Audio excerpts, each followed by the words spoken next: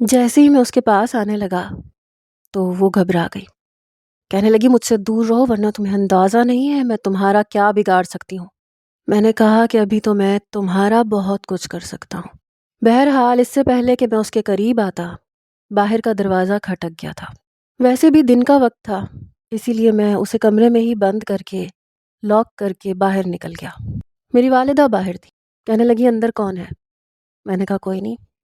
کہنے لگی پھر تم نے دروازہ کیوں لاک کیا ہے؟ میں نے کہا اماں آپ ہر بات میں مت بولا کریں۔ میں نے کہا نا اندر کوئی نہیں ہے۔ وہ کہنے لگی آج کل میں تمہاری شادی کی بات تمہارے چچا سے کرنے جا رہی ہوں اور تم اپنی حرکتوں سے باز نہیں آ رہے ہو۔ میں نے کہا میں نے کب انکار کیا ہے شادی سے؟ آپ شادی کی تیاری کریں۔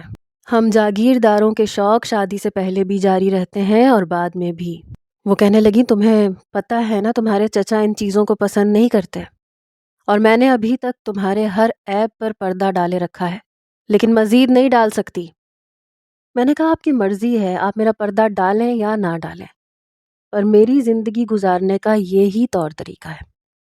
بہرحال جب تک میں واپس نہ آ جاؤں اس کمرے کا دروازہ نہیں کھلنا چاہیے۔ میں نے بڑے غضبناک لہجے سے کہا تھا اور دروازہ باہر سے لاک کر کے چابی اپنے ساتھ لے کر گیا تھا۔ صرف ایک چھوٹی سی کھڑکی تھی جہاں سے اس لڑکی کو کھانا دیا جا سکتا تھا۔ میں باہر چلا گیا، اپنے باقی کے کام نمٹانے لگا، لیکن گاؤں میں ایک شور سا مچ گیا تھا کہ کامے لوہار کی بیٹی راتوں رات غائب ہو گئی۔ بہرحال مشہور یہ ہوا کہ لڑکی شہر سے پڑھ کے آئی تھی، اسی لیے کسی لڑکے کے ساتھ اس کا چکر تھا اور وہ بھاگ گئی۔ اس بات کو مشہور کرنے والے بھی میرے ہی لوگ تھے۔ میں چاہتا تھا کہ یہ بات دب جائے۔ میں اس لڑکی کو صرف ایک رات کے لیے نہیں رکھنا چاہتا تھا، میں تو اسے اچھے طریقے سے مزہ چکھانا چاہتا تھا اور یہ بھی چاہتا تھا کہ کسی کو بھی کانوں کان خبر نہ ہو۔ بہرحال کاما لوہار بڑا پریشان تھا۔ میں نے مٹھائی میں ایک ایسا نشہ ڈلوایا تھا کہ یہی لگے کہ سب سو رہے ہیں۔ ایک دم نیند کا غلبہ ہوا۔ ویسے بھی گاؤں تھا، کس نے انویسٹیگیشن کرنی تھی؟ پولیس والے بھی میرے، ہاسپٹل والے بھی میرے، جہاں پر مٹھائی کی لیبارٹری میں لے جا کر تصدیق کی جاتی کہ کیا ہے اور کیا نہیں ہے، اور پھر غریب لوگوں کی باتوں کو کیسے دبایا جاتا ہے یہ ہم امیر جاگیردار اچھے طریقے سے جانتے ہیں۔ رات کو جب میں آیا تو وہ لڑکی غصے سے بھوکی بیٹھی ہوئی تھی۔ میں نے دروازہ بند کیا۔ میں نے کہا تمہارے ان چونچلوں کا کوئی فائدہ نہیں ہے، میرا جو جی چاہے گا میں تمہارے ساتھ کروں گا۔ کہنے لگی یہ مت سمجھنا کہ تم مجھے برباد کر دو گے تو میں تمہیں بخش دوں گی، میں تم سے ایک ایک عمل کا بدلہ لوں گی، یاد رکھنا۔ وہ بڑے غصے میں تھی، کسی بپھری ہوئی شیرنی کی طرح، اور قسم سے اس کو اس حال میں دیکھ کے مجھے اس پہ مزید پیار آنے لگا تھا۔ بہرحال میں نے کمرے کی لائٹ بجھا دی، اپنی ہر خواہش اس لڑکی سے پوری کرتا رہا اور وہ احتجاج بھی کرتی رہی، لیکن اس نے ایک بار یہ نہیں کہا کہ پلیز خدا کے لیے مجھے جانے دو، میں تمہارے سامنے ہاتھ جوڑتی ہوں، یہ نہیں کہا، حالانکہ یہ الفاظ سننے کے لیے میرے کان ترس رہے تھے۔ البتہ وہ لڑتی جھگڑتی ضرور رہی، اپنا آپ چھڑواتی رہی، جو کر سکتی تھی کر رہی تھی، پر میرے سامنے بے بس تھی۔ میں اپنا بدلہ پورا لے چکا تھا۔ صبح جب میری آنکھ کھلی وہ لڑکی صوفے پہ بیٹھی ہوئی تھی، بے دردی سے اپنے آنسو صاف کر رہی تھی۔ میں نے جب اسے آنسو بہاتے دیکھا تو میرے چہرے پر خباثت بھری مسکراہٹ پھیل گئی۔ اس کے کپڑے تک جگہ جگہ سے پھٹ چکے تھے، ظاہر ہے لڑ جھگڑ رہی تھی تو ایسا تو ہونا تھا۔ میں مسکراتا ہوا اٹھا، اس کے پاس ہی صوفے پہ بیٹھ گیا، لیکن وہ نفرت سے پیچھے ہٹی۔ میں نے کہا کیا ہوا؟ برا لگ رہا ہے؟ رونا آ رہا ہے؟ میں نے تمسخر اڑاتے ہوئے اسے کہا تھا، پھر میں ہنسنے لگا۔ کہنے لگی تم جیسے کمینے لوگوں کو بس یہی کام آتا ہے، تم لوگ سمجھتے ہو عورت کو برباد کر کے تم لوگوں نے جیت حاصل کر لی۔ میں نے کہا سچ تو یہی ہے، دیکھو مزید کیا کیا بگاڑ لیا تم نے میرا۔ تم دوسری لڑکیوں کی طرح رو پیٹ کر اپنی بربادی کا جشن نہیں منا رہی، میری منت سماجت نہیں کر رہی، اس کا مطلب یہ تھوڑی ہے کہ تم جیت گئی ہو، تم ہار گئی ہو۔ میں نے اس کی ہار اس پہ جتائی تھی۔ کہنے لگی ابھی میں نے جنگ شروع ہی کب کی ہے، تم نے پہلے ہی فیصلہ کر لیا۔ میں حیرت سے آنکھیں پھاڑے اسے دیکھ رہا تھا۔ میں نے کہا اچھا؟ میں نے اسے غور سے دیکھا. میں نے کہا تمہارے پاس بچہ ہی کیا ہے جس پہ اب تم اکڑ رہی ہو؟ میں نے تم سے تمہاری سب سے قیمتی چیز چھین لی ہے. ایک عورت کی پاک بازی اس کے لیے سب سے بڑی چیز ہوتی ہے. اس کے بنا تو وہ بے مول ہو جاتی ہے، کسی کے قابل نہیں رہتی. تمہارا شوہر اگر سمجھدار ہوا تو تمہیں شادی کی اگلی رات ہی چھوڑ دے گا. کہنے لگی تم اپنی فکر کرو، میری فکر مت کرو. میں نے کہا ٹھیک ہے، میں اپنی فکر کر لیتا ہوں.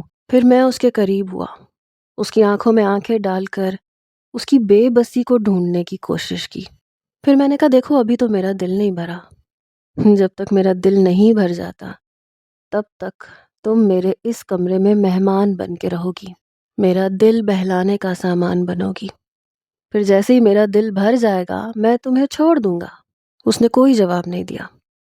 میں نے کہا اب میں جا رہا ہوں، میرا ملازم تمہیں کھانا دے دے گا. پیٹ بھر کے کھانا، ٹھیک ہے؟ اپنا ہی مال سمجھ کے کھانا. میں نے آنکھ ونک کر کے اسے کہا.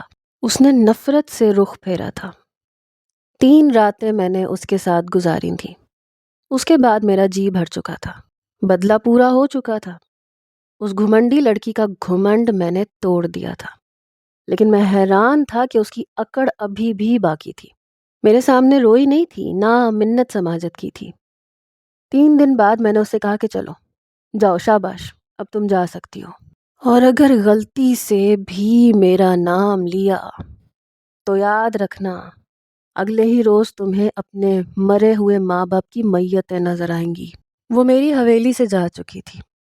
اس کے بعد پتہ چلا کہ وہ گاؤں سے بھی جا چکی ہے، یہاں تک کہ کاما لوہار اور اس کی بیوی بھی.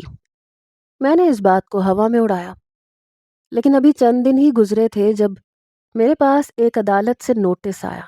میرے خلاف FIR کٹوائی گئی تھی اور مجھ پر عصمت دری کا کیس کیا گیا تھا، اور یہ اسی لڑکی نے کیا تھا. یہ دیکھ کے تو میرا دماغ گھوم کے رہ گیا. مجھے ہر حال میں عدالت میں پیش ہونا تھا ورنہ میں مجرم ثابت ہو جاتا. میں نے پولیس والوں کو فون کیا. میں نے کہا تم لوگ اندھے ہو گئے تھے؟ اس لڑکی کو اور اس کے باپ کو یہاں سے کیوں جانے دیا؟ وہ کہنے لگا ہمیں کیا پتا، روز کئی مسافر یہاں سے شہر جاتے ہیں، شہر سے یہاں آتے ہیں. ہم ایک ایک کو تو نہیں دیکھ سکتے اور نہ ان سے وجہ پوچھ سکتے ہیں. وہ لوگ اپنے گھر سے کوئی سامان لے کر نہیں گئے کہ ہمیں یہ لگتا کہ وہ اپنا گھر شفٹ کر کے گئے ہیں. وہ تو شاید چند جوڑوں میں ہی گئے ہیں، اور اس طرح سے تو لوگ آتے جاتے رہتے ہیں. بہرحال میں بہت پریشان ہو چکا تھا. میری والدہ مجھے کوس رہی تھیں. میں نے تمہیں منع بھی کیا تھا کہ یہ گاؤں کی ان پڑھ لڑکی نہیں ہے، تم اپنے فعل سے باز آ جاؤ. دیکھ لیا تم نے، اب وہ لڑکی تمہیں کچہری میں کہیں کا نہیں چھوڑے گی. لیکن مجھے یقین تھا کہ میں بچ جاؤں گا، کیونکہ میں پیسہ جیب میں رکھتا تھا. میرا کون کیا بگاڑ سکتا تھا؟ یہاں پر ہر چیز بکاؤ ہوتی ہے. پہلی پیشی پر جب میں گیا تو وہ کالی چادر میں لپٹی ہوئی میرے سامنے کھڑی تھی، کٹہرے میں. میری آنکھوں میں آنکھیں ڈالے وکیل مجھ سے سوال کر رہا تھا. میرا وکیل مجھ سے پہلے ہی کہہ چکا تھا کہ 2 پیشیوں میں کیس ختم کروا دوں گا. اس لڑکی سے ایسے ایسے سوال کروں گا کہ شرم سے پانی پانی ہو جائے گی. بہرحال میں اپنی مونچھوں کو تاؤ دے رہا تھا. میرا وکیل کہنے لگا آپ کو پتہ بھی ہے آپ نے کیس کس پہ کیا ہے؟ وہ کہنے لگی جی ہاں، اچھے طریقے سے پتہ ہے. وہ کہنے لگا کہ آپ کیسے کہہ سکتی ہیں کہ آپ کے ساتھ جو کچھ ہوا ہے وہ میرے موکل نے کیا ہے؟ وہ کہنے لگی میں اپنی ٹیسٹ کی رپورٹ جج کے سامنے پیش کر چکی ہوں. اس کے علاوہ میں نے اپنے گلے میں پہنے ہوئے لاکٹ میں کیمرہ لگا رکھا تھا، وہ آن تھا، اور اس میں اس انسان نے کیا کچھ کہا ہے، میرے ساتھ کیا کچھ کیا ہے، سب کچھ ریکارڈ ہے. میں تو دکھائی نہیں دے رہی لیکن یہ شخص صاف دکھائی دے رہا ہے. اس کی یہ بات سن کے میرے ہوش گم ہوئے. میں سوچ بھی نہیں سکتا تھا اس کمینی لڑکی نے اپنے گلے کی چین میں کیمرہ لگایا ہوگا. جب اس کیمرے کی ویڈیو دکھائی گئی تو میرا چہرہ سامنے نظر آ رہا تھا، اور میں نے جو کچھ اس سے کہا وہ بھی سنائی دے رہا تھا. بھری عدالت میں اس نے مجھ پہ جو الزام لگایا تھا وہ اسے ثابت کر چکی تھی، اور یہ دیکھ کر میں منع نہیں کر سکتا تھا. مجھے پولیس نے پکڑ لیا. یہ کہا گیا کہ اگلی پیشی تک مجھے جیل میں ہی رہنا پڑے گا. اگر میں ثبوت پیش کر دوں تو مجھے چھوڑ دیا جائے گا، یا پھر یہ لڑکی مجھے معاف کر دے تب مجھے چھوڑ دیا جائے گا، ورنہ سزا دی جائے گی۔ میں سوچ بھی نہیں سکتا تھا کہ اس لڑکی کا دماغ اتنا تیز ہوگا۔ میں سلاخوں کے پیچھے جا چکا تھا اور میرا بس نہیں چل رہا تھا اس لڑکی کو مار ڈالوں، اس کی جان لے لوں۔ میرا وکیل خود پسینے پوچھ رہا تھا۔ میں نے کہا تمہیں کس چیز کے پیسے دیے تھے؟ میں چلا کے بولا۔ وہ کہنے لگا دیکھیں آپ کے سامنے ہی ہے، آپ نے تو کہا تھا کہ یہ لڑکی ہے، لیکن یہ لڑکی صحافت پڑھی ہوئی ہے، اس کے تعلقات بھی بہت ہیں، اور پھر اس نے جو ثبوت پیش کیا ہے وہ آپ کے سامنے ہے۔ ہمارا تو سارا کیس ہی اس کے آگے فیل ہو چکا ہے۔ میں نے کہا تم نے پیسے کس چیز کے لیے تھے؟ کچھ بھی کرو، چاہے سچ کو جھوٹ کرو۔ وہ کہنے لگا دیکھیں کچھ نہیں ہو سکتا، جب تک وہ لڑکی آپ کو معاف نہیں کر دیتی آپ جیل سے باہر نہیں آ سکتے۔ میں وکیل پہ چلانے لگا۔ اگلے روز میری والدہ آئیں، مجھے برا بھلا کہنے لگی، ساتھ میں آنسو بہا رہی تھیں۔ کہنے لگیں تمہارے چچا نے رشتے سے انکار کر دیا ہے۔ میں نے کہا ایسے کیسے کر دیا ہے؟ میں مر تھوڑی گیا ہوں، آ جاؤں گا واپس۔ میری والدہ کہنے لگیں تمہارا ہی بچھایا ہوا جال ہے جس میں تم ہی پھنس چکے ہو۔ تمہارا چچا اب کبھی بھی اپنی بیٹی کا رشتہ تمہیں نہیں دے گا۔ میرا بس نہیں چل رہا تھا جیل کی سلاخیں توڑ کے بھاگ جاؤں۔ مجھے باقی مجرموں کی طرح کئی مجرموں کے ساتھ بند نہیں کیا گیا تھا، بلکہ میری جیل قدرے اچھی تھی، لیکن جیل تو جیل ہی ہوتی ہے۔ کھانا بھی مجھے باقی قیدیوں کی بنسبت اچھا ملتا تھا، لیکن پھر بھی میں پریشان تھا۔ اگلی پیشی پر میں نے کہا کہ مجھ سے غلطی ہو گئی، میں نے واقعی اس لڑکی کے ساتھ زیادتی کر دی ہے، لیکن میرے جیل میں جانے سے اس لڑکی کی عزت واپس نہیں آ سکتی، اس لیے میں اس سے نکاح کرنا چاہتا ہوں۔ میری بات سن کر حیرت مجھے اس وقت ہوئی جب اس لڑکی نے کوئی اعتراض نہیں کیا۔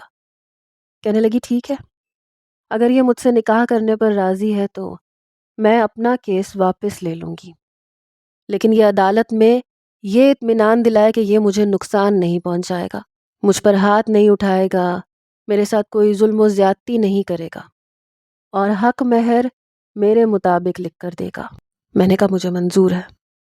میرا نکاح اس لڑکی کے ساتھ جج اور وکلا کی موجودگی میں ہوا تھا۔ میرے لیے جان چھڑوانے کا اس کے علاوہ اور کوئی طریقہ نہیں بچا تھا۔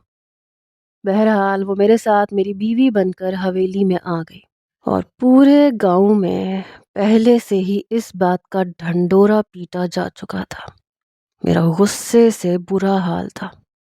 حویلی میں وہ یوں داخل ہوئی جیسے کوئی نواب زادی ہو یا حویلی اس کے باپ کی ہو۔ میں نے کہا تم نے جو کچھ کیا ہے اچھا نہیں کیا۔ کہنے لگی میں نے کیا کیا ہے؟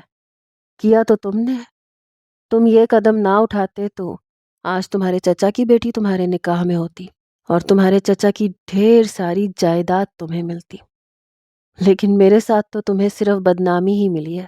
خیر یہ تمہاری چوائس تھی۔ پھر کہنے لگی تم کیا کہہ رہے تھے؟ تو میرا شوہر اگر پہلی رات میرا راز جان گیا تو مجھے چھوڑ دے گا۔ پھر ہنسنے لگی، کہنے لگی اب مجھے تم یہ بتاؤ کہ اگلی صبح تم مجھ سے ثبوت مانگو گے؟ پھر ہنسنے لگی۔ میں نے کہا تم یہ مت سمجھنا کہ تم اس حویلی کی مالکن بن گئی ہو۔ کہنے لگی جج کے سامنے تم نے مجھ سے نکاح کر کے یہ اعتراف کیا ہے کہ میں تمہاری بیوی ہوں، اور بیوی ہونے کے ناطے میں اس حویلی کی مالکن ہوں۔ اب چونکہ تم اپنی ماں کے اکلوتے بیٹے ہو اور اس حویلی کے اکیلے وارث ہو تو اس حساب سے مالکن تو میں ہوں نا۔ وہ مجھ سے یوں بات کر رہی تھی جیسے اسے کوئی پچھتاوا ہی نہیں تھا، کوئی دکھ نہیں تھا، کوئی تکلیف نہیں تھی۔ کہنے لگی کل کچھ رپورٹرز آئیں گے۔ میں نے کہا کیوں؟ کہنے لگی ظاہر ہے اب میں ملک سجاول کی بیوی ہوں، اس حویلی کے اکلوتے وارث کی بیوی، تو انٹرویو تو ہوگا نا۔ پھر جس طرح سے ہماری شادی ہوئی ہے ابھی تک تو سوشل میڈیا پر دھوم مچ گئی ہوگی، تمہارے اعتراف کی ویڈیو میں تم نے میرے ساتھ کیا کیا اور پھر اپنی جان بچانے کے لیے کیا کہا، سب کچھ بتانا ہے۔ پھر کہنے لگی ایکچولی تمہارے پاس جیل میں موبائل نہیں تھا نا، پولیس نے چھین لیا تھا، اس لیے تمہیں پتہ نہیں ہے۔ شاباش اپنا موبائل لو، آن کر کے دیکھو، میں نے تمہیں کتنا مشہور کر دیا ہے۔ میں اس کی بات سن کے حیران ہوا تھا. مجھے نہیں پتا تھا وہ لڑکی میرے ساتھ یہ سب کرے گی. میں نے کہا جیسے تم نے مجھے بدنام کیا ہے نا، تم کیا سمجھتی ہو میں تم سے بدلہ نہیں لوں گا؟ کہنے لگی کچھ بھی کرنے سے پہلے یہ سوچ لینا کہ میں تمہارے ساتھ کیا کروں گی. بڑی مطمئن نظر آ رہی تھی. میں نے کہا بتاتا ہوں تمہیں، آج رات دیکھو تمہارے ساتھ کیا کرتا ہوں. کہنے لگی جو دل کرتا ہے کر لینا، اور دیکھو میرے چہرے پہ موجود زخم کے نشان زیادہ ہونے چاہیے، کیونکہ کل سب صحافیوں نے انٹرویو کے لیے آنا ہے، تو میں انہیں دکھا سکوں کہ تم نے نکاح کے بعد میرا کیا حال کیا ہے. یہ سن کر میری بولتی بند ہو چکی تھی. میں جی بھر کے زچ ہوا تھا، اپنے دانت کچکچا کے رہ گیا تھا. جی تو چاہ رہا تھا اسے چبا کے کھا جاؤں، لیکن وہ میری بدنامی کرنے پہ تلی ہوئی تھی. میں رات کو سویا تک نہیں تھا. اگلی صبح مقررہ وقت پر صحافی آ چکے تھے. جیسے ہی وہ کمرے سے باہر آئی انٹرویو دینے کے لیے، تو پاگل کی بچی نے اپنے سر پہ زخم کر لیا تھا. میں تو آنکھیں پھاڑے اسے دیکھنے لگا. وہ آئی، آ کے آنسو پونچھتی ہوئی میرے برابر میں ذرا سا فاصلہ رکھ کے بیٹھ گئی. میں تو اس کی شکل دیکھتا رہ گیا. صحافی کہنے لگے یہ آپ کے ماتھے کو کیا ہوا ہے؟ کہنے لگی کچھ نہیں، بس ذرا سی چوٹ لگی تھی، پاؤں پھسل گیا تھا. ملک صاحب نے تو مجھے کچھ بھی نہیں کہا ہے نا ملک صاحب؟ میں اس کا ڈرامہ دیکھ کے حیران تھا. وہ یوں ریئیکٹ کر رہی تھی جیسے میں نے اس کا سر پھاڑا ہو. پتہ نہیں کیوں، لیکن نہ جانے کیوں میرے پسینے چھوٹنے لگے. صحافی کہنے لگے کہ کہیں آپ نے تو یہ زخم نہیں دیا؟ میں نے کہا نہیں نہیں نہیں، میں اس کا بہت خیال رکھتا ہوں. کہنے لگی نہیں نہیں ملک صاحب میرا بہت بہت خیال رکھتے ہیں. میں نے کہا نا چوٹ لگ گئی تھی. میرا ہاتھ پکڑ کے اس نے جان بوجھ کے لگاوٹ دکھائی اور آنکھوں میں خوف پتہ نہیں کیسے پیدا کر لیا. میں آج تک کبھی کسی لڑکی سے اتنا نہیں ڈرا تھا جتنا اس سے گھبرا رہا تھا. وہ کہنے لگے میم آپ کے ساتھ جو زیادتی ہوئی ہے کیا آپ اس کو بھلا سکتی ہیں اور ملک سجاول کے ساتھ ایک خوشحال زندگی گزار سکتی ہیں؟ کہنے لگی انہوں نے جو کچھ میرے ساتھ کیا تھا وہ میرے لیے ناقابل برداشت واقعہ تھا، لیکن اب جب انہوں نے سب کے سامنے مجھے عزت دی ہے تو ان کا رویہ تو آپ دیکھ ہی چکے ہیں. یہ کہتے ہوئے اس نے جان بوجھ کے اپنے سر پہ چوٹ والی جگہ پہ ہاتھ رکھا پھر نیچے کر لیا. کہنے لگی بہت اچھا رویہ ہے ان کا. صحافی اس کے ماتھے کی تصویر لینے لگے. میں نے کہا یہ کیا کر رہے ہو، یہاں کی تصویر کیوں لے رہے ہو؟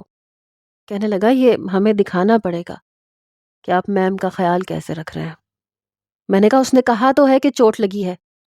الوینا کہنے لگی ہاں ہاں جی چوٹ ہی لگی ہے. دیکھیں آپ چھوٹی چھوٹی باتوں کو تو سب کے سامنے مت لائیں نا.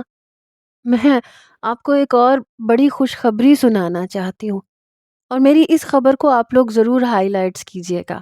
صحافی کہنے لگے جی کہیں کون سی خبر؟ وہ کہنے لگی ملک صاحب نے فیصلہ کیا ہے، وہ اس گاؤں میں لڑکیوں کے لیے اسکول کھلوائیں گے اور میں اس اسکول کو چلاؤں گی تاکہ خواتین اور لڑکیوں کی تعلیم کو عام کیا جا سکے. یہ سن کے میرے ہوش اڑ گئے. میں نے حیرت سے اس کی شکل کی طرف دیکھا.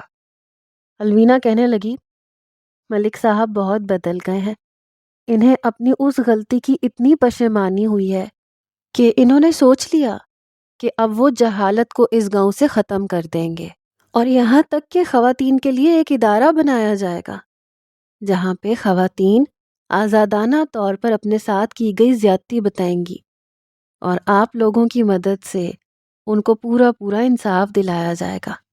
شہر کی بڑی بڑی عدالتوں میں کیس اٹھایا جائے گا. کیوں ملک صاحب میں ٹھیک کہہ رہی ہوں نا؟ اس نے مجھے بہت بڑی مصیبت میں پھنسا دیا تھا. میں نے کہا تم ٹھیک کہہ رہی ہو. صحافی کہنے لگے یہ تو بہت اچھی بات ہے، آپ کے اندر یہ بدلاؤ تو بہت اچھا آیا ہے. پھر وہ کہنے لگی میں آپ لوگوں کو اپڈیٹ کرتی رہوں گی، آپ لوگ بھی وقتاً فوقتاً پلیز یہاں آ کے انٹرویو لیتے رہیے گا. ملک صاحب اور بھی بہت کچھ اس گاؤں کی خاطر کرنا چاہتے ہیں، اس لیے. ایک صحافی کہنے لگا کہ اس اسکول کی تعمیر کب شروع کی جائے گی؟ کہنے لگی کل سنگ بنیاد میرے ہاتھوں سے رکھوائی جائے گی، تو کل سے کام شروع، اور یہ کام بہت تیزی سے ہوگا. کیوں ملک صاحب؟ وہ بار بار مجھ سے پوچھ رہی تھی اور میں ٹیشو سے اپنا پسینہ پونچھ رہا تھا. مجھے سمجھ نہیں آ رہا تھا میں کیا کروں کیا نہ کروں. اس لڑکی نے تو مجھے مصیبت میں پھنسا کے رکھ دیا تھا. بہرحال میں نے ان لوگوں کے جاتے ہی الوینا کا ہاتھ پکڑا، اسے کمرے میں لے کے آیا. میں نے کہا یہ کیا کیا تم نے؟ تمہیں کس نے کہا تھا اتنی بڑی بڑی بکواس کرو؟ تمہارے باپ کی زمین ہے جس پہ تم نے اسکول بنانا ہے. اور کیوں بنانا ہے؟ تمہاری تعلیم نے ہی تمہارا بیڑا غرق کیا ہے. میں کبھی بھی تمہاری یہ خواہش پوری نہیں ہونے دوں گا. کہنے لگی سوچ لو، ابھی بھی میرے آس پاس بہت سے کیمرے موجود ہیں جو آپ کو دیکھ رہے ہیں. یہ نہ ہو کہ آپ کی اصل شکل مجھے دوبارہ سے میڈیا کو دکھانی پڑے جیسے میں نے جج کے سامنے دکھائی تھی. میں نے گھبرا کے اس کی کلائی چھوڑی. میں نے کہا اتارو اپنا سارا زیور. کہنے لگی کیوں اتاروں؟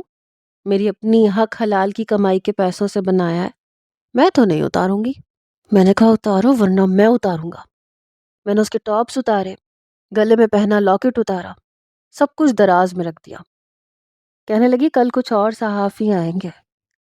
میں نے کہا اب کیوں آئیں گے؟ کہنے لگی سنگ بنیاد رکھنا ہے میں نے. ظاہر سی بات ہے، پتہ بھی تو چلنا چاہیے نا کہ ملک سجاول کی بیوی نے گاؤں میں اسکول کی بنیاد رکھی ہے. آپ ہی کی عزت ہے، اگر آپ نہیں رکھیں گے تو آپ کی مرضی. بہرحال آپ نے جو کرنا ہے آپ اچھے طریقے سے سوچ لیں. میں تو کافی تھک گئی ہوں، میں آرام کروں گی. یہ کہہ کے اس نے تکیہ درست کیا. مجھے نہیں پتا تھا وہ لڑکی میرے لیے اتنی بڑی مصیبت بن جائے گی. یہ بات جب میں نے اپنی ماں سے کہی تو وہ مجھ پہ بھڑک اٹھی. کہنے لگی تم پاگل ہو گئے تھے، تمہیں اس لڑکی سے شادی کرنی ہی نہیں چاہیے تھی. میں نے کہا تو کیا کرتا؟ جیل میں چکی پیستا. کہنے لگی ایک تو اتنا اچھا خاندانی رشتہ ہاتھ سے چلا گیا، اوپر سے یہ ٹائم آ گیا ہمیں برباد کرنے کے لیے. سجاول اسے طلاق دے دو.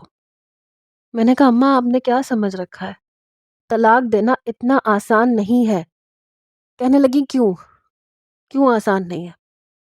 میں نے کہا اس کمینی نے 5 کروڑ روپے لکھوایا ہے اپنی سیکیورٹی کے لیے کہ کہیں میں اسے نقصان نہ پہنچا دوں، اس سے بدلہ لینے کی کوشش نہ کروں. اب اگر میں نے طلاق دی تو اتنے پیسے دے کے میں اپنا دیوالیہ نہیں نکلوا سکتا. آپ جانتی ہیں یہ حویلی خاندانی حویلی ہے. آج میں نے اسے بیچنے کی بات کی تو کل چچا اپنا حصہ لینے کے لیے پہنچ جائیں گے، تینوں پھپھوئیں بھی آ جائیں گی. پھر ہمارے ہاتھ کیا آئے گا؟ اور جو زمینیں ہیں وہ آپ کو پتہ ہے کہ سب کی سب ہم نے قبضے میں لی ہوئی ہیں. کسانوں سے تھوڑے پیسے لے کے اپنے نام کروائی ہیں، لیکن یہ پراپر نام نہیں ہوئی. کچے کاغذوں پہ ہم نے سائن کرائے ہیں، پکے کاغذات نہیں بنے ہوئے.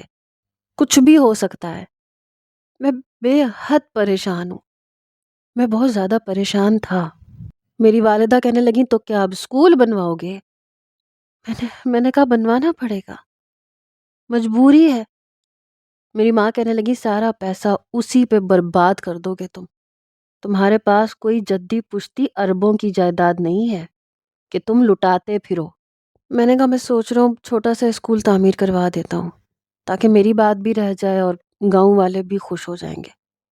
وہ کہنے لگی چلو ٹھیک ہے، لیکن دیکھو زیادہ پیسے برباد مت کرنا. مجھے اگلے روز گرلز اسکول کی بنیاد الوینا کے ہاتھ سے رکھوانی پڑی. بہت جلدی وہ اسکول تعمیر ہو گیا. بہت بڑی جگہ پہ نہیں تھا، لیکن گاؤں والے بہت خوش تھے. اب وہ اسکول میں باقاعدہ پڑھاتی بھی تھی اور اس نے شہر سے بہت سے ٹیچرز بھی بلائے تھے کیونکہ بچیوں کو تعلیم دے رہی تھی. گاؤں کے لڑکے تو شہر جا کے پڑھ لیتے تھے لیکن بچیاں نہیں پڑھنے جا سکتی تھیں. بہرحال میں نے سوچا چلو اب یہ اس اسکول میں دھیان رکھے گی، میں اپنا کام کرتا رہوں گا. لیکن ایسا نہیں تھا. اس نے اس کے بعد گاؤں میں ایک چھوٹا سا ہاسپٹل بنوایا. میں اس کی ان حرکتوں سے تنگ آ چکا تھا. جب بھی اس کے قریب جانے لگتا تھا تو ڈرانے لگتی تھی کہ اگر میرے پاس آئے تو میں اپنے آپ کو زخمی کر لوں گی، پھر میڈیا میں بتا دوں گی، سب کو اکٹھا کر لوں گی. میں نہ تو 3 میں تھا نہ 13 میں. یہ لڑکی میرے گلے میں ہڈی بن کے پھنس گئی تھی جسے نہ اگلا جا سکتا ہے نہ نگلا جا سکتا ہے. نہ بیوی بن کے رہ رہی تھی نہ مجھے منمانی کرنے دے رہی تھی. ایسا لگتا تھا جیسے میں اس کا غلام ہوں اور وہ مہارانی ہے. ایک بار میں نے گاؤں کی ایک لڑکی کو دیکھا، میرا اس پہ دل آ گیا.